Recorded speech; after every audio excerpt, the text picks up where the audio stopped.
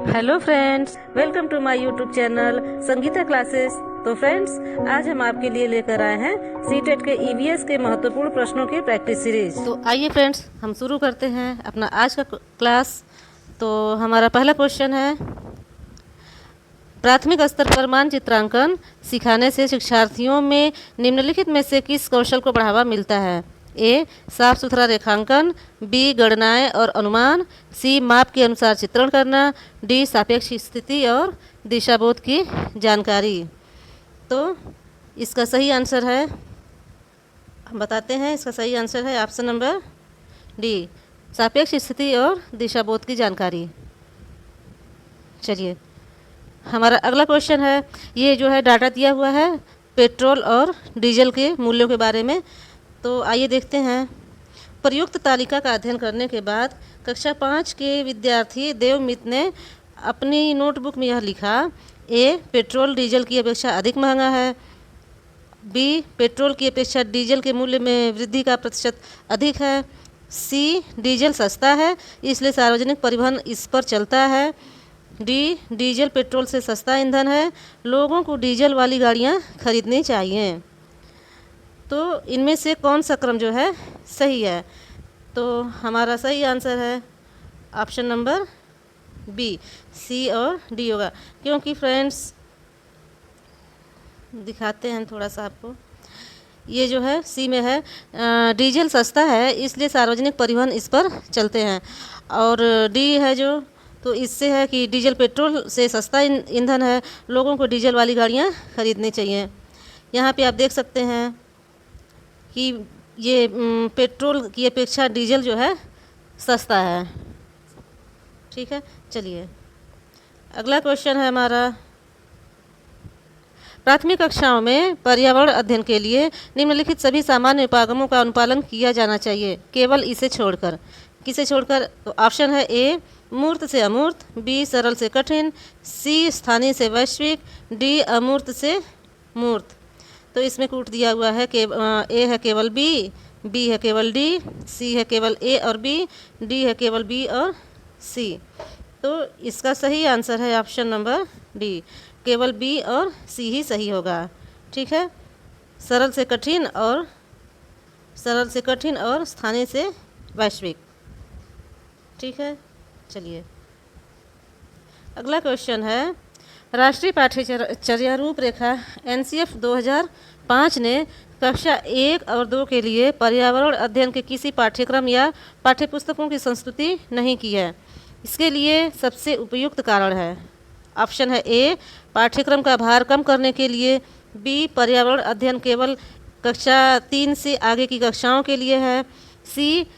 कक्षा 1 और 2 के शिक्षार्थी पढ़ना लिखना नहीं जानते, डी. संदर्भ युक्त अधिगम परिवेश प्रदान करना। तो हम बताते हैं, इसका सही आंसर है ऑप्शन नंबर बी, पर्यावरण अध्ययन केवल कक्षा 3 से आगे की कक्षाओं के लिए है। ठीक है, चलिए अगला क्वेश्चन है, एक अध्यापक को कक्षा 4 के विद्यार्थियों को हमारे देश के भोजन की सांस्कृतिक विविधताएं पढ़ानी हैं। आगे देखते हैं, इस विषय को पढ़ाने के लिए सर्वोत्तम विधि निम्नलिखित में से क्या होनी चाहिए? ए है विभिन्न प्रकार की खाने की चीज़ों के चित्रों वाले फ्लैश कार्ड दिखाएं, बी है अपने देश के विभिन्न राज्यों के विभिन्न लोगों द्वारा खाए जाने वाले विविध भोजन के बारे में विद्यार्थियों को एक प्रोजेक्ट या परियोजना दें, सी. विद्यार्थियों से पूछें कि उन्होंने क्या खाया है और उसके बाद चर्चा करें, डी. विद्यार्थियों से कहें कि वे अपने परिवार के भोजन के बारे में सूचना एकत्र करें। तो हम बताते हैं, इसका सही आंसर है ऑप्शन नंबर बी, अपने देश के विभिन्न राज्यों के विभिन्न लोगों द्वारा खाए जाने वाले विविध भोजनों के बारे में विद्यार्थियों को एक प्रोजेक्ट बनाने को दें। चलिए अगला क्वेश्चन है, यदि हम पक्षियों का अवलोकन करते हैं तो हम यह पाते हैं कि अधिकांश पक्षी अपनी गर्दन अत्यधिक हिलाते हैं। इसका कारण यह है कि ऑप्शन है ए. अधिकांश पक्षियों के नेत्र स्थिर होते हैं और घूम नहीं सकते, बी. इनके कान ढके होते हैं और वे उड़ सकते हैं। सी, पक्षियों के 2 नेत्र मतलब आँख होते हैं। डी, इनके नेत्र 2 भिन्न भिन्न वस्तुओं को एक ही समय पर फोकस कर सकते हैं। तो हम बताते हैं, इसका सही आंसर है ऑप्शन नंबर ए। अधिकांश पक्षियों के नेत्र स्थिर होते हैं और घूम नहीं सकते हैं, इसलिए वो जो है अपनी गर्दन बार बार हिलाते हैं। चलिए अगला क्वेश्चन है, रीना आम पसंद करती है, वह इन्हें जाड़े के लिए संरक्षित रखना चाहती है। निम्नलिखित में से कौन सा तरीका संरक्षण के लिए सर्वाधिक उपयुक्त है? इसका ए है अचार और आम पापड़ बनाना, बी जूस तैयार करना और वायुरोधी डिब्बे में संचित करना, सी प्लास्टिक के थैले में रखना, डी रेफ्रिजरेटर में वंचित करना। तो बताते हैं, इसका सही आंसर है ऑप्शन नंबर ए, अचार और आम पापड़ बनाना। इसके लिए, इसके संरक्षण के लिए सर्वाधिक उपयुक्त तरीका होगा। चलिए अगला क्वेश्चन है, केरल के निकटवर्ती राज्य हैं। ए तमिलनाडु और आंध्र प्रदेश, बी कर्नाटक और महाराष्ट्र, सी आंध्र प्रदेश और कर्नाटक, डी कर्नाटक और तमिलनाडु। तो इसका सही आंसर है ऑप्शन नंबर ए, तमिलनाडु और आंध्र प्रदेश केरल के निकटवर्ती राज्य हैं।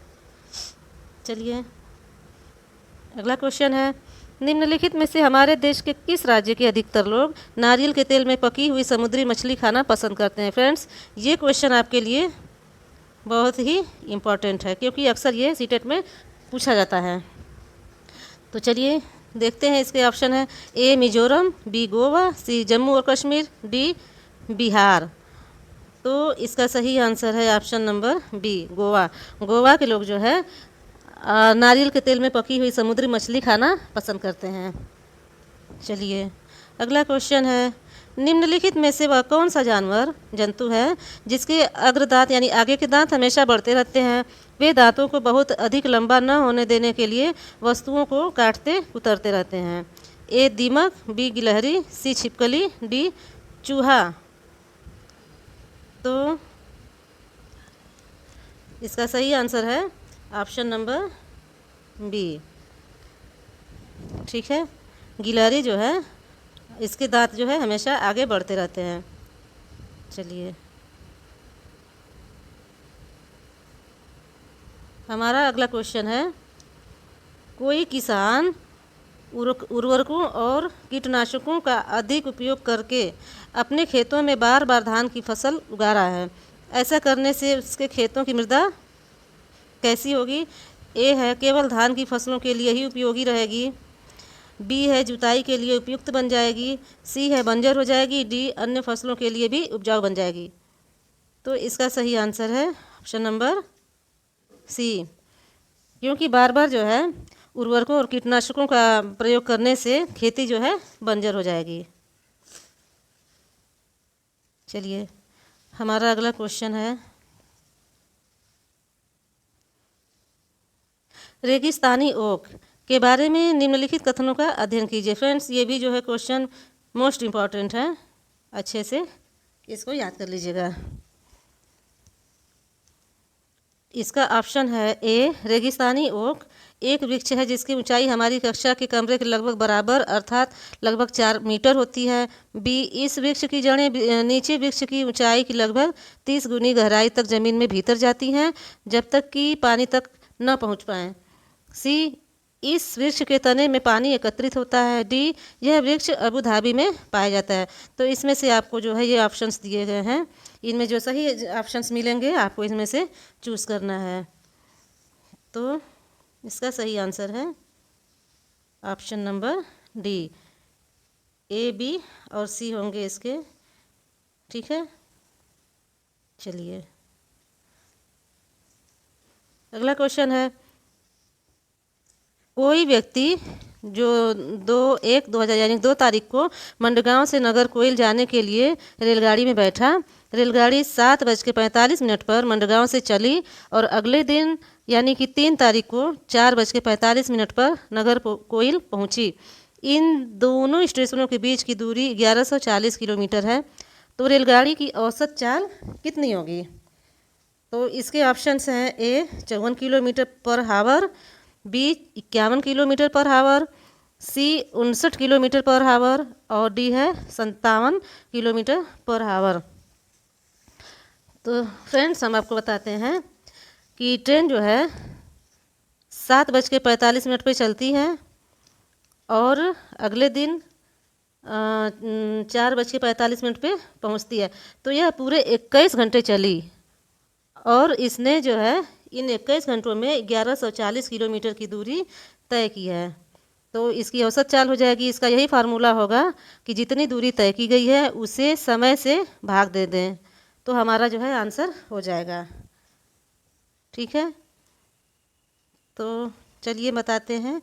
इसका सही आंसर होगा ऑप्शन नंबर ए, 54 किलोमीटर।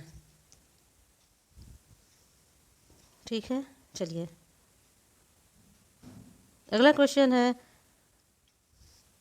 नई दिल्ली में रहने वाला कोई व्यक्ति पहले भोपाल जो कि मध्य प्रदेश में है और फिर रांची झारखंड का भ्रमण करना चाहता है। उसकी यात्रा की दिशा होगी पहले ए है पूर्व दिशा में और फिर दक्षिण दिशा में, बी है पश्चिम दिशा में और फिर दक्षिण दिशा में, सी है दक्षिण दिशा में और फिर पूर्व दिशा में, डी है दक्षिण दिशा में और फिर पश्चिम दिशा में।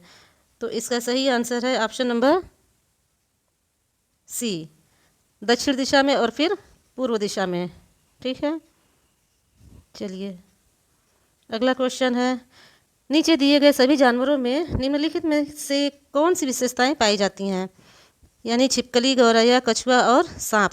तो इसके आंसर हैं ऑप्शंस हैं, वे अंडे देते हैं, बी वे जहरीले होते हैं, सी वे भूमि एवं जल दोनों में रह सकते हैं, डी उनके शरीर शल्क के ढके होते हैं।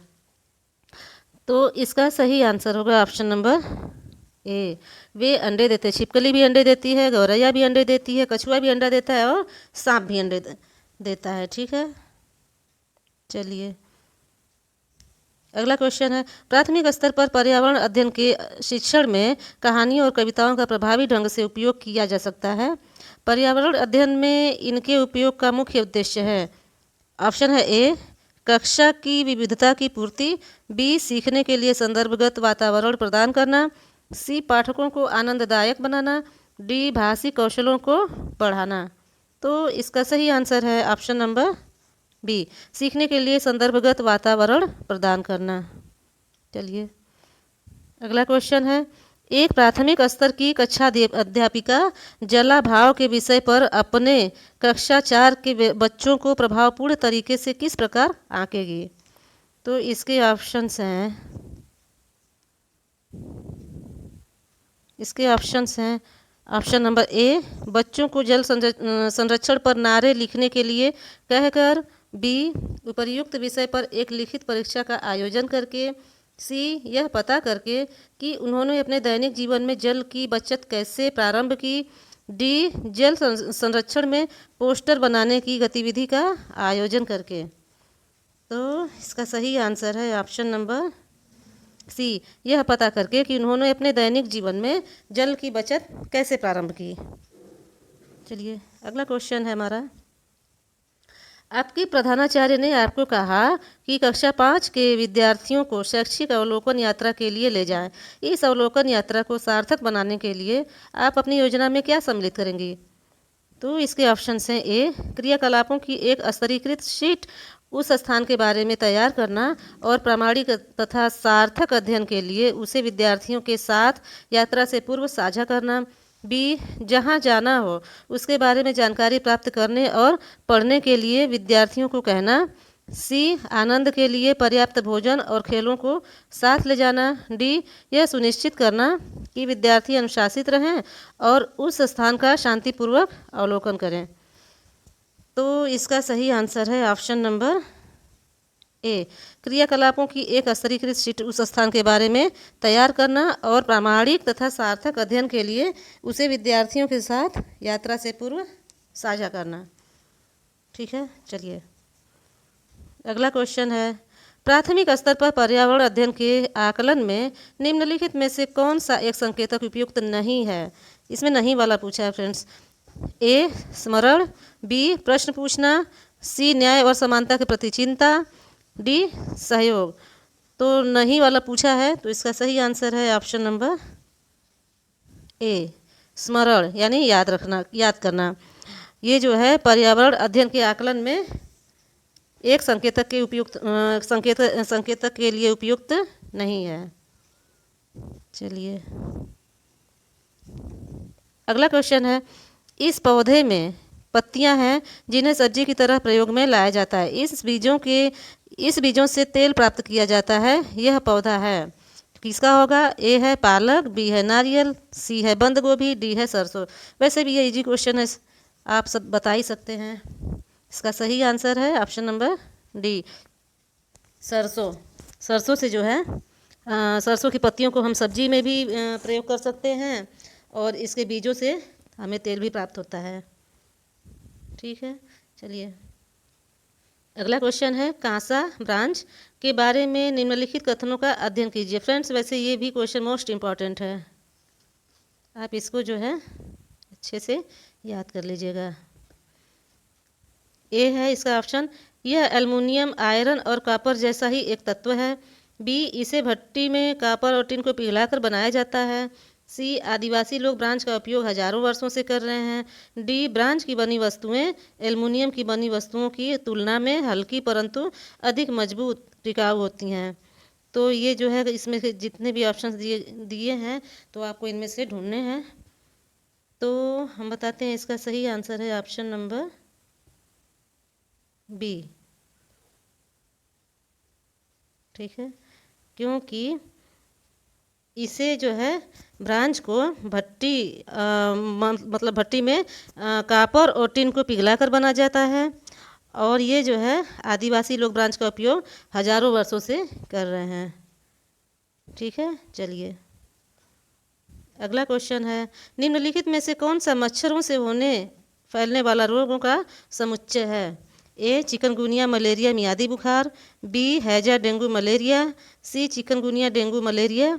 डी, चिकनगुनिया, हैजा, मियादी बुखार। तो ये भी इजी क्वेश्चन है, आपको आंसर पता ही होगा।